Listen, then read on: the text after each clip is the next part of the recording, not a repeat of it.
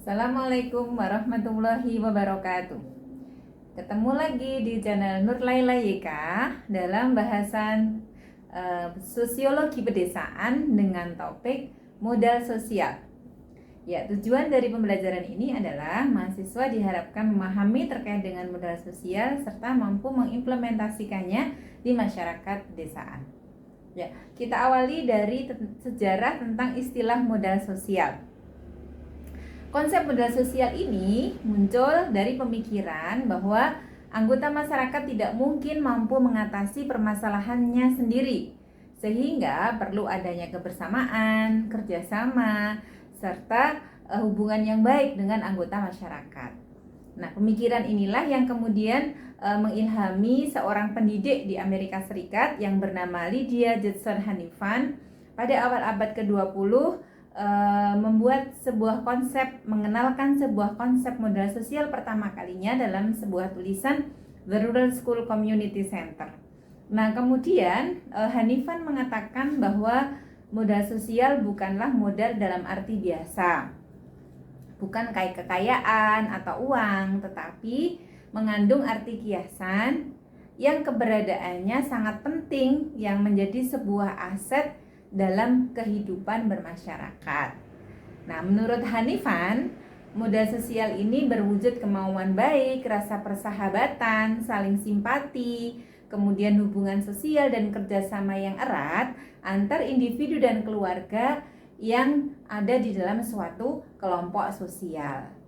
Nah, selanjutnya konsep ini dikembangkan dalam konteks masyarakat. Jadi Hanifan melihat konsep tersebut dalam sebuah lingkungan sosial pendidikan. Kemudian para sosiolog berikutnya itu menjadikan modal sosial ini sebagai teori awal untuk menganalisis kondisi yang ada di masyarakat. Kita melihat Coleman mengatakan tentang modal sosial bahwa modal sosial itu merupakan aspek-aspek dari struktur hubungan antar individu yang memungkinkan mereka menciptakan nilai-nilai baru, yang itu berasal dari organisasi sosial tersebut gitu. Nah, apa nilai-nilai tersebut? Ada kepercayaan, norma, jaringan. Kemudian dengan adanya 3 poin ini, maka masyarakat tersebut akan ada dalam sebuah tindakan yang terkoordinasi. Nah, kemudian kita mengenal juga Bourdieu, bagaimana beliau memberikan sebuah definisi tentang modal sosial sebagai keseluruhan sumber daya, baik yang aktual maupun potensial, yang terkait dengan kepemilikan jaringan hubungan kelembagaan.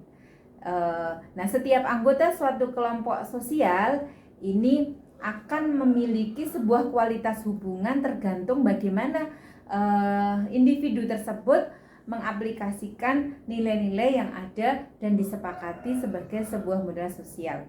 Kemudian Fukuyama mengatakan bahwa modal sosial merupakan seperangkat nilai atau norma informal yang dimiliki bersama suatu anggota kelompok yang kemudian terbentuklah kerjasama di antara mereka.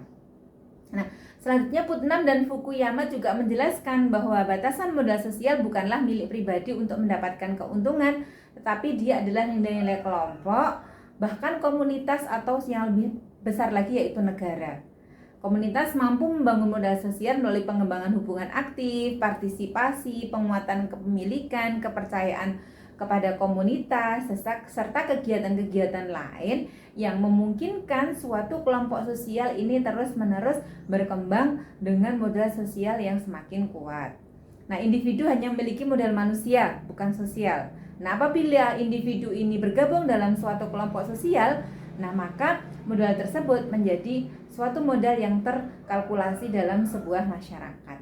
Nah, apa sih yang kemudian menjadi elemen pokok modal sosial? Nah, berdasarkan beberapa sosiolog yang menyampaikan definisinya terkait dengan modal sosial tadi, kita bisa melihat ada beberapa elemen pokok modal sosial. Ada kepercayaan atau trust, kemudian kejujuran, kemudian norma. Jadi ada 3 poin ini.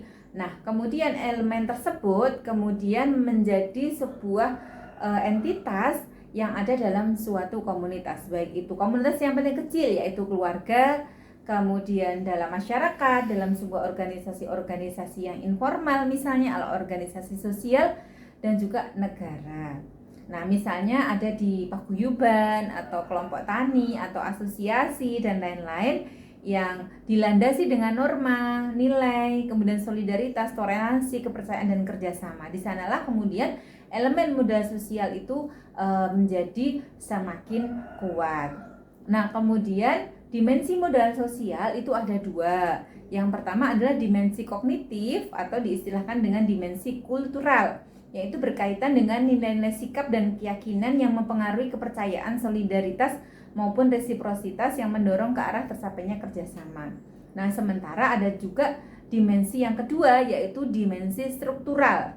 Nah, berupa susunan ruang lingkup anggota atau kelembagaan di tingkat lokal yang kemudian mendorong terjadinya kegiatan-kegiatan itu yang kemudian tertata secara baik secara kolektif.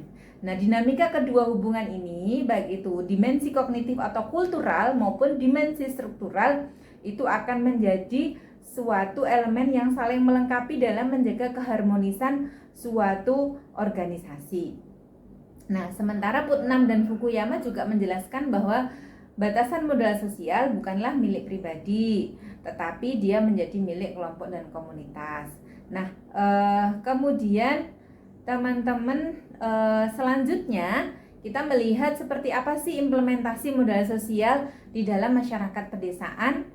Nah, kita bisa melihat misalnya di suatu kelompok tani yang kemudian berkembang menjadi P4S di Barotani di Wonogiri, Jawa Tengah misalnya, bagaimana ketua kelompok ini mengembangkan suatu teknologi multi cropping. Jadi ada sekian banyak tanaman yang ditanam di sebuah lahan. Nah, kemudian mereka yang terlibat di sana ada anak muda, ada ibu-ibu, ada bapak-bapak yang kemudian karena menaruh kepercayaan kepada ketua kelompoknya, kemudian para anggota ini kemudian mengembangkan norma-norma kerjasama dan juga saling percaya, maka lembaga ini semakin berkembang sehingga bisa berprestasi dan memberikan manfaat pada masyarakat itu sendiri. Nah, kemudian yang kedua, kita melihat contoh seorang petani milenial misalnya Mas Sofyan, yang dia mengembangkan sebuah usaha pertanian organik di daerah Merbabu. Mas Sofyan ini tidak hanya bertani untuk dirinya sendiri, tapi juga dia berpikir untuk masyarakat sekitar, sehingga beliau membuat sebuah pasar atau menciptakan suatu pasar yang berpihak harganya kepada petani. Nah, pada kondisi ini masyarakat kemudian sangat terbantu, kemudian percaya, sampai kemudian norma-normanya berkembang, dan sampai saat ini lembaga ini terus berkembang dan bisa memberikan manfaat yang semakin besar kepada masyarakat sekitar, bahkan kemudian di tingkat kabupaten maupun di tingkat provinsi. Lembaga sayur organik Merbabu ini atau SOM ini terus berkembang dan juga dipercaya oleh banyak orang. Nah, kira-kira demikian beberapa hal yang bisa saya sampaikan terkait dengan modal sosial. Semoga bisa bermanfaat. Terima kasih. Assalamualaikum warahmatullahi wabarakatuh.